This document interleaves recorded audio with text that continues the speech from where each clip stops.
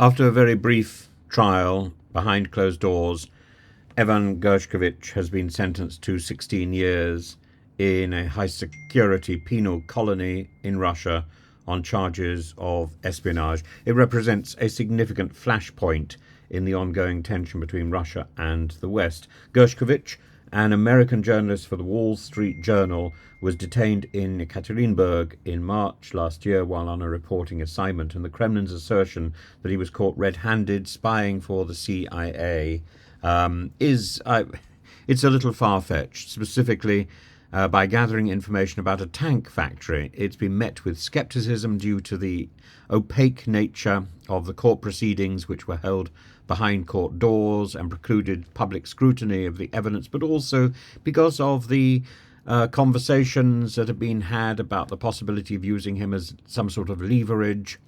And Putin, or at least the Putin replacement, has openly talked about this. Both the Wall Street Journal and the US government have denounced the case as politically motivated, labeling the trial a sham.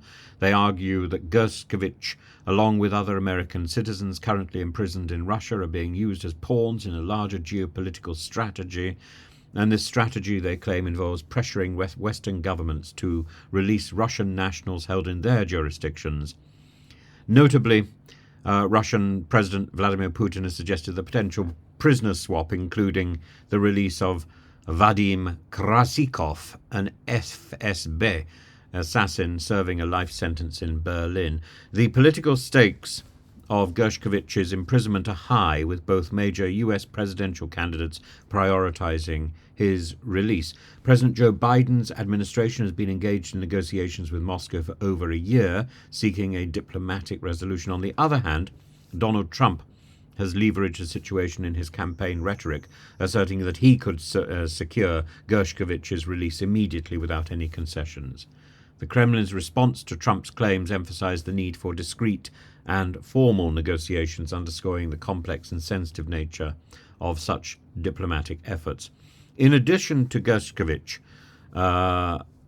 there's the case of Vladimir Kara-Murza, a British-Russian dual citizen and another outspoken Kremlin critic in the mold of Alexei Navalny. Kara-Murza has been imprisoned on charges of treason.